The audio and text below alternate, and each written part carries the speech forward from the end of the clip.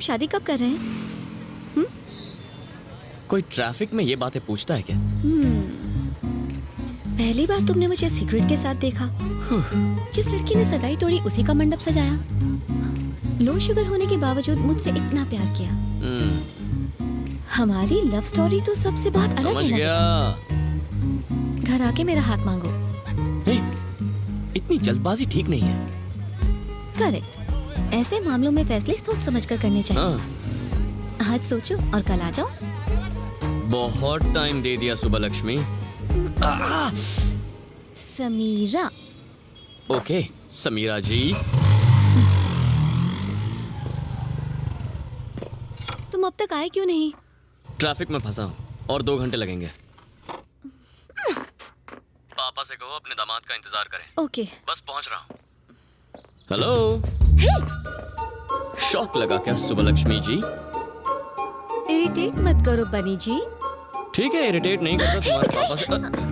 पहले ही low sugar का लोचा है। मिठाई मत खाओ। मेरे मम्मी पापा ऐसे ही बात करते हैं। ओह, तो ये है वो। मेरी हालत उस चूहे जैसी थी जो शेर की गुफा में साइट सीइंग करने जाता है। मैंने अपने दोस्त से कहा कि उसकी बेटी का रिश्ता इससे तोड़ दे और मैं इसे अपनी बेटी दूं। समीरा आपकी बेटी है पता नहीं था। पता होता तो यहाँ नहीं आते, यही ना? बनी बहुत अच्छा लड़का है पापा। पिता का कर्ज उतारने के लिए इसने सारी प्रॉपर्टी बेच दी। ऐसी बेवकूफी से इम्प्रेस होने की कोई जरूरत नहीं। मैं ही नहीं, पल्लवी भी इससे शादी करना चाहती थी। मैंने नहीं सोचा था कि ये जनरेशन इतनी नासमझ होगी। इंसान पैसा कमाने के लिए ही बना है। महंगी गाड़ी खरीदनी चाहिए, ऐशो आराम की चीजें होनी चाहिए, रहने के लिए ऐसा बड़ा सा एक घर होना चाहिए और बात करने के लिए ऐसी दीवारें भी होनी चाहिए।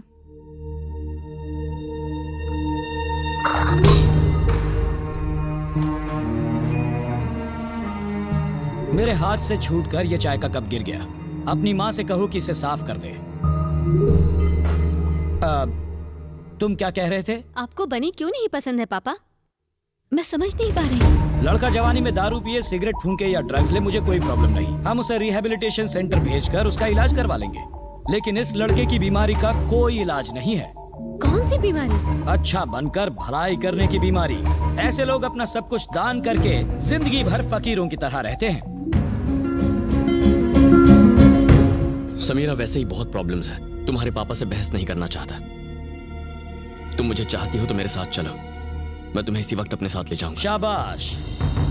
तुम्हारे पिता के मरने के बाद भी कोई उनके बारे में कुछ नहीं कह सकता और तुम मेरे सामने ही मेरी बेटी को ले जाने की बात कर रहे हो। क्या यही है तुम्हारी वैल्यूज? तुम सिर्फ ढोंग करते हो। तुम शायद नहीं जानते, तुम्हारा बाप एक बहुत बड़ा चीटर था।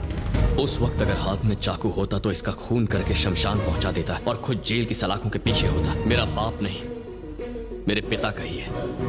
अगली बार उनका नाम लेने से पहले 2 बार सोचिएगा। आजकल तो मैं उनका नाम दिन में कई बार लेता हूँ बेटा, ये सोच कर के कैसे उन्होंने मुझे टोपी पहनाई। वो मदद करना जानते थे, किसी को फंसाना नहीं।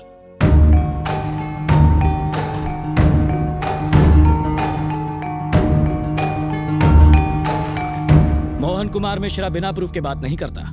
ये प्रॉपर्टी तुम्हारे पिता ने ही मुझे बेची थी। तब इसकी कीमत 10 करोड़ थी, आज 30 करोड़ है। लेकिन इससे जुड़े बाकी सारे पेपर्स देवराज नाम के एक आदमी के पास है, जिसने वहाँ अपना बोर्ड लगाकर उस जमीन पर कब्जा कर लिया है।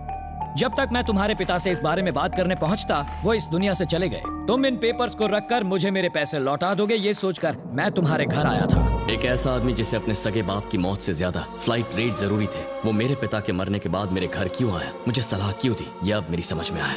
उस वक्त तुमने हरिश्चंद्र की तरह अपनी सारी प्रॉपर्टी लोगों में बांट दी और वो बेकार के शेयर्स रख लिए। अब तुम ही बताओ, मुझे ऐसी जमीन बेचने वाले तुम्हारे पिता महान हैं या अब तक इस बारे में जिक्र तक नहीं करने वाला मैं महान हूँ? जाओ और जाकर शादियां अरेंज करवाओ और चिल्लर कमाओ। वैल्यूज पर प्रवचन देने की कोई जरूरत नहीं। तुमने इतना सब कुछ ये सोचकर किया कि तुम्हारे पिता को कोई गालियां ना दे। अब मैं गालियां दे रहा हूँ, क्या करोगे तुम? लौटाओगे मेरा पैसा? लौटाओगे क्या? पैसा नहीं दे सकता, पर वो प्रॉपर्टी पेपर्स ला कर दूंगा सर। तुम मुझे पेपर्स ला कर दोगे? जानते हो वो पेपर्स किसके पास हैं? देवराज ठाकुर। वो मेरी तरह शरीफ आदमी नहीं जो तुमसे प्यार से बात करेगा। उसका दूसरा नाम ही दहशत है। आसपास के 21 गांवों में उसी का राज चलता है।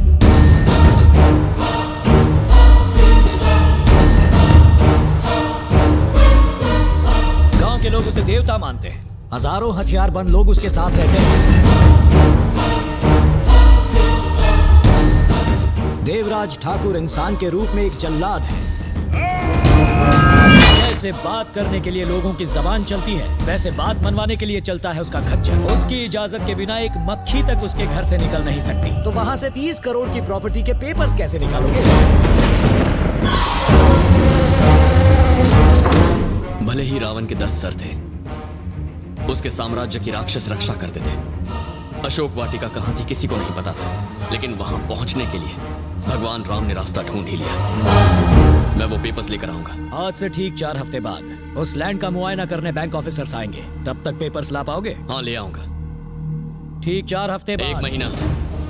आज 21 तारीख है। अगले महीने की 20 तारीख तक, अभी दोपहर के 12 बजे, अगले महीने की 20 तारीख को पेपर्स ठीक 12 बजे आपके हाथों में होंगे। अगर तुम पेपर्स ले आए तो वादा करता हूं तुम्हें अपना दामाद बनाऊंगा।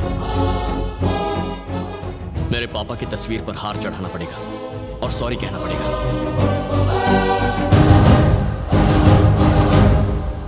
हो सकता है आपको छोटा मुंह बड़ी बात लगे, लेकिन पत्नी का दिल जीतने के लिए कप तोड़ने से कुछ नहीं होता, दीवार तोड़नी पड़ती है।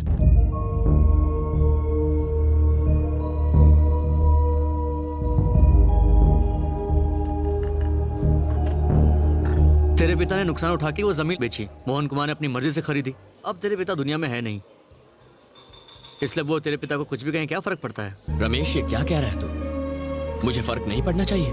हाँ, ऐसा होता तो मैं अपनी 300 करोड़ की प्रॉपर्टी छोड़ के आता, खुद को कंगाल बना लेता। तू साइन कर पाया क्योंकि वो पेपर्स तेरे पास थे, लेकिन ये पेपर्स किसी और के पास हैं। तू लाएगा कैसे? सब तेरे पिता की बहुत इज्जत करते थे, सिर्फ एक आदमी को छोड़कर, और वो है मोहन कुमार मिश्रा, बिजनेस खोपड़ी वाला। उसने अगर कुछ गलत कह दिया तो क्या हो गया? उसकी वजह से तू अपनी जान खतरे में डाल देगा? भगवान राम अगर ये सोचते कि सिर्फ एक आदमी ने उनकी सीता के साथ अन्याय किया है, तो सिर्फ लव और कुश उन्हें भगवान बुलाते, लेकिन आज सब भगवान मानते हैं। वैसे ही मेरे पिता को 100 में से सिर्फ 99 लोग महान कहें, ये काफी नहीं है। 100 के 100 लोगों को कहना चाहिए, भले ही 100वां आदमी बिजनेस खोपड़ी वाला मोहन कुमार मिश्रा ही क्यों ना हो, उसे भी ये बात माननी ही पड़ेगी। अगर तू मेरी कुछ मदद कर सकता है तो बता, क्योंकि मैं पीछे नहीं हटने वाला हूं। अरे रुक, बताता हूँ।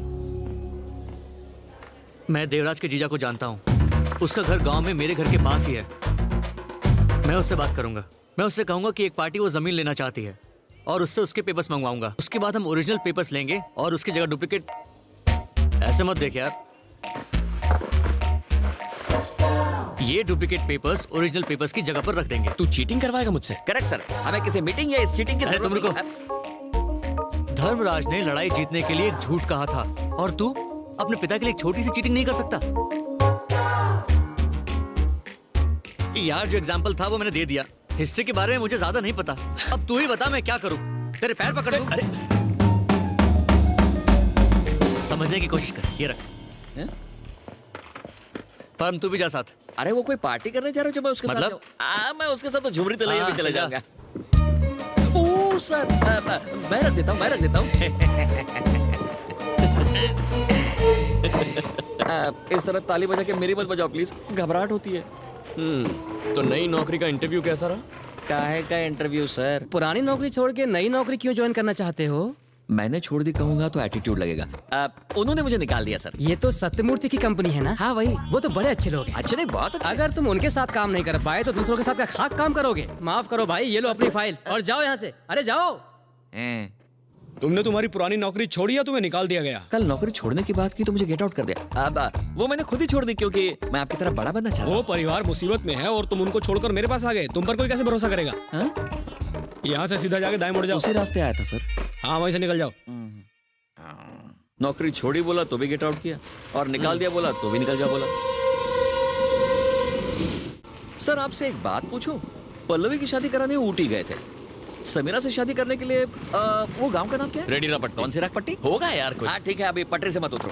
हम लोग देश के बाहर क्यों नहीं निकल जाते? तुम्हें देखते वीजा कैंसिल कर देंगे। क्या मिर्ची लगी? क्या?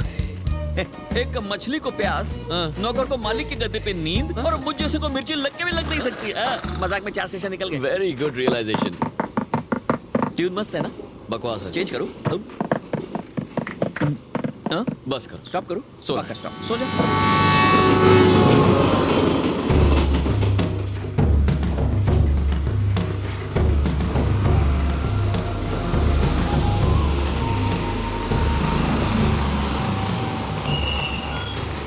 रेडी रपटी आ गया, उतरो उतरो।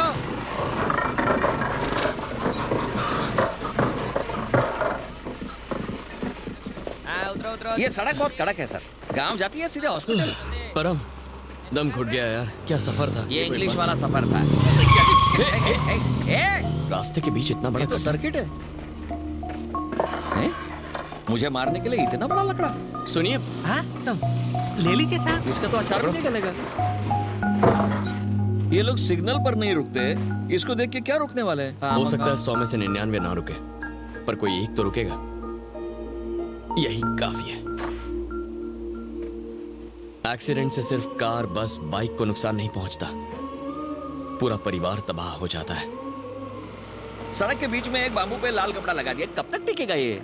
पता नहीं लकड़ी कब टूटेगी, पता नहीं कपड़ा कब फटेगा, लेकिन तुम मेरे हाथों अभी पिटोगे। चलो। ओहो।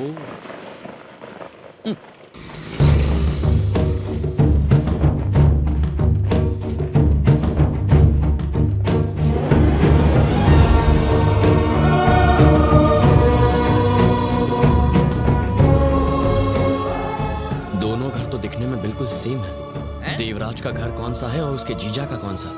उस दिन तेरे दोस्त ने कहा कि देवराज के जीजा के घर का नंबर 6 है। ये रहा नंबर 6। चल। सर, उस दिन जब हम शादी में जा रहे थे, आपके दोस्त ने दुल्हन का नाम नहीं बताया था, तो उसने आपको धोखा दिया। उसे आपका गांव में आना पसंद नहीं था, इसीलिए मुझे लगता है सब उल्टा है। उसके घर का नंबर 9 है, 6 नहीं। आर यू श्योर परम? अब ये देखो। बारिश गिरी और ऊपर वाले ने मेरी बात साबित करी। तुम्हारी अरे rhyming इतना और सोचेंगे तो timing की अंदर तो कैसे मैं- पहुंचेंगे? चल चल अंदर चलते, चल चल चल, बारिश गिर रही है।